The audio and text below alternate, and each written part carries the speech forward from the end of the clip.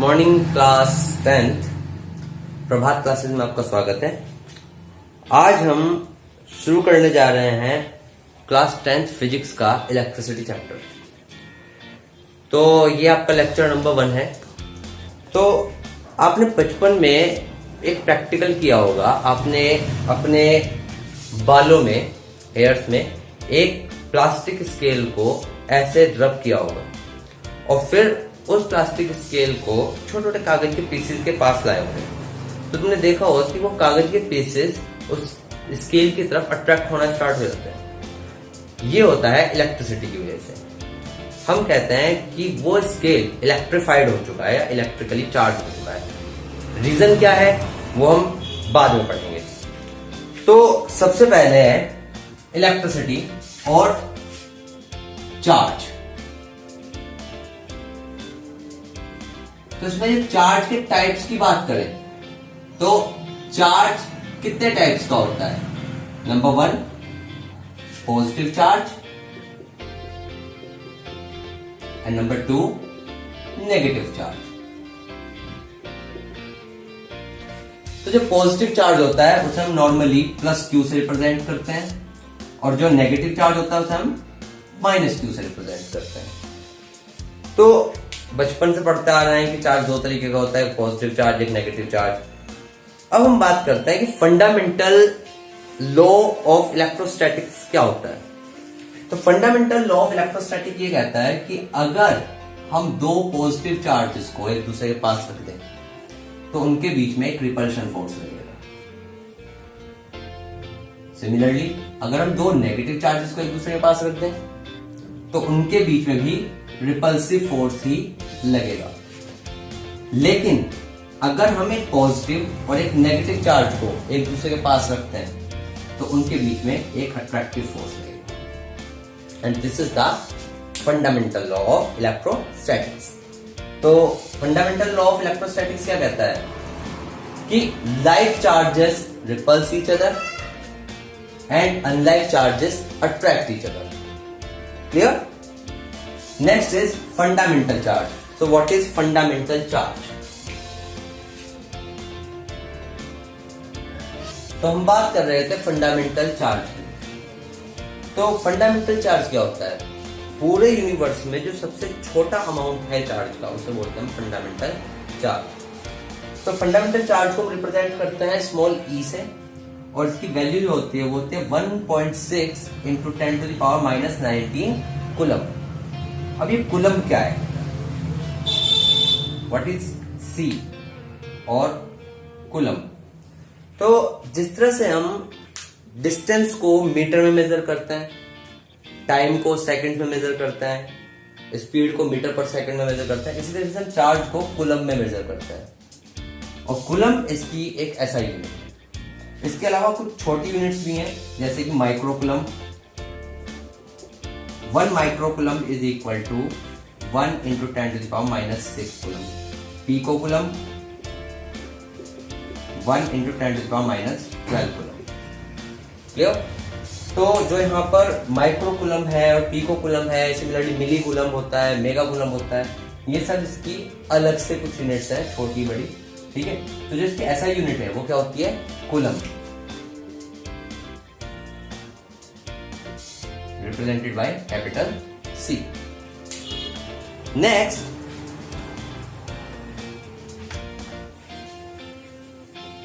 अब बेसिक बात करते हैं कि चार्ज है क्या और कहां से आया, कैसे होता है सब कुछ। इसे बोलते हैं हम electronic theory. Electronic theory of electricity और इलेक्ट्रिक चार्ज। सो उसके लिए हमें एटम का स्ट्रक्चर पता होना जरूरी है। तो एटम का स्ट्रक्चर हम जानते हैं कैसे होता है। ये हमारा एक एटम है जिसके सेंटर में क्या होता है? न्यूक्लियस। और न्यूक्लियस में कौन प्रेजेंट होता है? Neutrons and protons. और इनके चारों तरफ अलग अलग ऑर्बिट्स में इलेक्ट्रॉन्स रिवॉल्व करते हैं। हम जानते हैं कि इलेक्ट्रॉन पर नेगेटिव चार्ज होता है, जबकि प्रोटॉन पर पॉजिटिव चार्ज होता है। होता कितना है? इलेक्ट्रॉन पर होता है माइनस ई के इक्वल चार्ज और प्रोटॉन पर होता है प्लस ई के equal charge. That means electron पर होगा -1.6 इंटू 10⁻⁻19 कूलम चार्ज, जबकि प्रोटॉन पर होगा +1.6 इंटू 10⁻⁻19 कूलम चार्ज। क्लियर? यानी कि इलेक्ट्रॉन और प्रोटॉन पर इक्वल चार्ज होता है, लेकिन अपोजिट साइन का होता है। एक प्रोटॉन पर पॉजिटिव और इलेक्ट्रॉन्स पर नेगेटिव। अच्छा, अब यहां पर आ जाओ। हमें पहले ही बात पता है कि किसी एटम में जितने प्रोटॉन्स होते हैं उतने क्या होते हैं? इलेक्ट्रॉन्स। तो मान लो इस एटम के अंदर 3 प्रोटॉन्स हैं और 3 ही क्या है? इलेक्ट्रॉन्स। तो अगर 3 प्रोटॉन्स हैं तो 3 प्रोटॉन्स पर कितना चार्ज होगा? प्लस का 3e, और 3 इलेक्ट्रॉन्स है तो उन पर कितना चार्ज होगा? माइनस का 3e। That is net charge क्या होगा? 0। तो किसी एटम में, फ्री स्टेट में, किसी भी एटम में जो नेट चार्ज होता है वो क्या होता है? 0। ओके। अब प्रोटॉन पर है पॉजिटिव चार्ज, जबकि इलेक्ट्रॉन पर है नेगेटिव चार्ज। तो प्रोटॉन पर पॉजिटिव, इलेक्ट्रॉन्स पर नेगेटिव। तो प्रोटॉन इलेक्ट्रॉन्स पर कौन सा फोर्स लगाएंगे? Attractive force. यानी कि ये जो न्यूक्लियस है या वो ये प्रोटॉन्स जो है वो इन सब इलेक्ट्रॉन्स को अट्रैक्ट करके रखेंगे। लेकिन जो आउटर मोस्ट ऑर्बिट के इलेक्ट्रॉन्स होंगे इन पर ये अट्रैक्टिव फोर्स सबसे कम होगा। अट्रैक्टिव फोर्स क्या होगा? मिनिमम। अब अगर मैं इस इलेक्ट्रॉन को बाहर से थोड़ी सी एनर्जी सप्लाई कर दूं तो ये इलेक्ट्रॉन अपनी आउटर मोस्ट ऑर्बिट को छोड़ करके बाहर आ जाएगा, और ऐसे इलेक्ट्रॉन्स को बोलते हैं फ्री इलेक्ट्रॉन्स। अब ये फ्री इलेक्ट्रॉन्स एक बॉडी से दूसरी बॉडी में जाने के लिए स्वतंत्र हैं, इंडिपेंडेंट है। तो अब कंसीडर करते हैं 2 बॉडी, एक बॉडी ए और एक बॉडी बी, और मान लेते हैं कि इस बॉडी के अंदर टोटल प्रोटॉन्स हैं 5। These are the number of protons. Clear? Sorry. तो इलेक्ट्रॉन्स कितने होंगे? 5 ही इलेक्ट्रॉन्स होंगे। सिमिलरली इस बॉडी के अंदर है 3 प्रोटॉन्स, तो 3 ही क्या होंगे? इलेक्ट्रॉन्स। प्रोटॉन्स पर कैसा चार्ज है?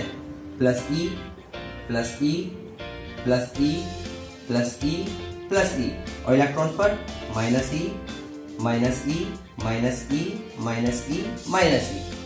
सिमिलरली है plus e plus e plus e minus e minus e minus e. तो नेट चार्ज ऑन ए क्या है फिलहाल? 0। नेट चार्ज ए पर कितना है? 0। बी पर भी कितना है? बी पर भी 0 है। अब मैं क्या करता हूं, इन दोनों बॉडीज को रब करता हूं एक दूसरे को। अब जब हम रब करते हैं दैट मीन्स मैं क्या कर रहा हूं? वर्क। और वही work as a heat energy in bodies में ट्रांसफर हो जाती है।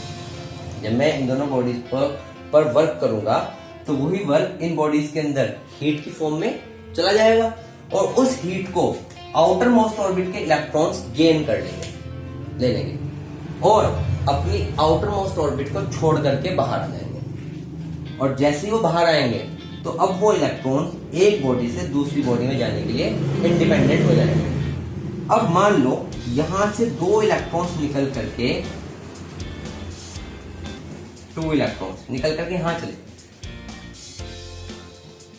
Minus e minus e.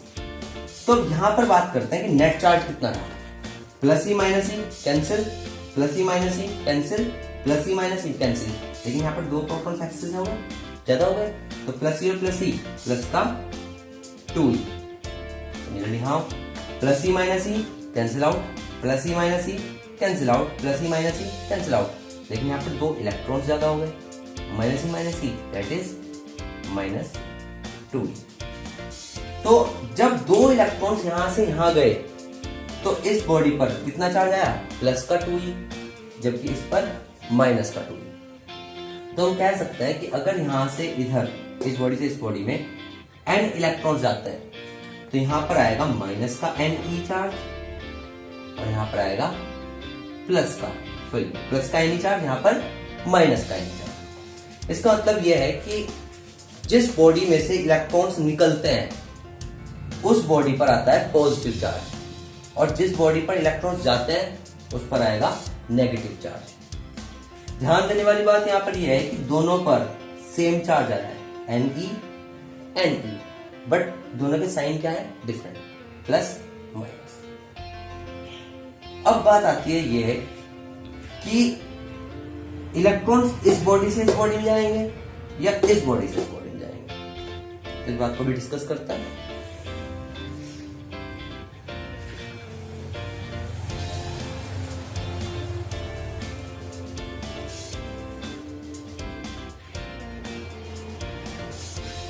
तो मान लीजिए एटम ये है और एक एटम ये है, ये एटम ए है और ये एटम बी है। ये इसके आउटर मोस्ट ऑर्बिट का इलेक्ट्रॉन है और यही इसके आउटर मोस्ट ऑर्बिट का इलेक्ट्रॉन है। ठीक है, इस इलेक्ट्रॉन को अपनी ऑर्बिट छोड़ करके बाहर आने के लिए मान लीजिए 10 जूल एनर्जी चाहिए, वहीं इस इलेक्ट्रॉन को अपनी ऑर्बिट छोड़ करके बाहर तक आने के लिए 3 जूल एनर्जी चाहिए। ये सिर्फ एग्जांपल है, इतनी एनर्जी नहीं चाहिए होती है, इलेक्ट्रॉन वोल्ट बहुत कम एनर्जी चाहिए होती है। तो इस इलेक्ट्रॉन को यहां से यहां तक आने के लिए 10 जूल एनर्जी चाहिए और इस इलेक्ट्रॉन को यहां से यहां तक आने के लिए 3 जूल एनर्जी चाहिए। इस एनर्जी को बोलते हैं हम वर्क फंक्शन, वर्क फंक्शन। ठीक है, अब मैं क्या करता हूं, इन दोनों एटम्स को एक दूसरे पर रब करता हूं, मतलब इस मटेरियल का ऑब्जेक्ट और इस मटेरियल का ऑब्जेक्ट को एक दूसरे पे रब करता हूं। तो पहला क्वेश्चन यही है कि किस में से इलेक्ट्रॉन्स पहले बाहर निकलेंगे। ऑब्वियस बात है, जिससे कम एनर्जी चाहिए इसमें से इलेक्ट्रॉन्स बाहर आ जाएंगे, और अगर इसमें से पहले इलेक्ट्रॉन्स बाहर आएंगे तो ज्यादा चांसेस ये हैं कि यहां से इलेक्ट्रॉन यहां ट्रांसफर होंगे, यानी कि जिस बॉडी का वर्क फंक्शन कम होगा उसमें से इलेक्ट्रॉन्स निकलेंगे और उस बॉडी में जाएंगे जिसका वर्क फंक्शन ज्यादा होगा। क्लियर? ओके, तो हम कह सकते हैं कि अगर एक बॉडी ये है ए और एक बॉडी ये है बी और यहां से n इलेक्ट्रॉन्स इधर से इधर जाते हैं, तो इसका मतलब यह है कि इसका वर्क फंक्शन कम होगा और इसका वर्क फंक्शन क्या होगा, ज्यादा। तो इस पर कितना चार्ज आएगा, प्लस का Ne, जबकि इस पर माइनस का Ne। तो हम कह सकते हैं किसी भी बॉडी पर जो चार्ज होता है वो प्लस माइनस Ne की फॉर्म का होता है। यहां पर n क्या है, number of electrons, and E क्या है, फंडामेंटल चार्ज, फंडामेंटल चार्ज। और इसकी वैल्यू क्या होती है, 1.6 इंटू 10⁻⁻19 कूलम। क्लियर? तो यहां पर एक बात देखने की है कि जब हम किसी बॉडी को चार्ज करते हैं, बेसिकली इन सॉलिड्स, जब हम किसी सॉलिड ऑब्जेक्ट को चार्ज करते हैं तो उसमें सिर्फ इलेक्ट्रॉन्स का ही योगदान होता है, सिर्फ इलेक्ट्रॉन्स की वजह से ही चार्ज डेवलप होता है। प्रोटॉन्स की वजह से चार्ज डेवलप नहीं होता, क्योंकि प्रोटॉन्स तो न्यूक्लियस के अंदर फिक्स है, वो बाहर नहीं निकल रहे। यहाँ पर निकल कौन रहा है, इलेक्ट्रॉन्स। तो इलेक्ट्रॉन्स जिस बॉडी से निकलेंगे उस पर पॉजिटिव चार्ज आएगा और जिस बॉडी में जाएंगे उस पर कैसा चार्ज आएगा, नेगेटिव। क्लियर? ओके, अब एक क्वेश्चन सिंपल सा बात करते हैं कि अगर मैं कहूं आपको कि मैंने किसी बॉडी को प्लस चार्ज दिया, प्लस क्यू चार्ज दिया, तो इस बात का मतलब क्या है? तो इस बात का मतलब है कि हमने इसमें से इलेक्ट्रॉन्स को निकाल दिया। सिमिलरली अगर मैं कहूं कि एक बॉडी को नेगेटिव चार्ज दिया, तो इसका मतलब है कि हमने इसको इलेक्ट्रॉन्स दिए, इस बॉडी ने इलेक्ट्रॉन्स को गेन किया। ठीक है, नेक्स्ट क्वेश्चन, अगर किसी बॉडी को हम पॉजिटिव चार्ज दें तो उसके मास में क्या फर्क पड़ेगा? तो सिंपल सी बात है, अगर हम किसी बॉडी को प्लस क्यू चार्ज दे रहे हैं तो सबको ऐसे लगेगा कि हमने कुछ दिया तो इसलिए इसका मास इंक्रीज हो जाएगा। नहीं, जब हमने इसको प्लस क्यू चार्ज दिया दैट मीन्स इसमें से इलेक्ट्रॉन्स बाहर निकाले गए, और अगर इसमें से इलेक्ट्रॉन्स बाहर निकले हैं तो इसका मास क्या होगा, बहुत हल्का सा कम हो जाएगा। यानी कि पॉजिटिव चार्ज देने का मतलब है मास की कमी, और नेगेटिव चार्ज देने का मतलब है मास बढ़ जाएगा। क्लियर? अभी छोटा सा न्यूमेरिकल करते हैं और देखते हैं न्यूमेरिकल में है क्या। न्यूमेरिकल ये है कि find the number of electrons constituting 1 coulomb of charge, यानी कि 1 कूलम चार्ज बनाने के लिए नंबर ऑफ इलेक्ट्रॉन्स बताओ। तो फॉर्मूला हम जानते हैं Q equal to N into E। तो Q की वैल्यू कितनी दी है, 1 कूलम।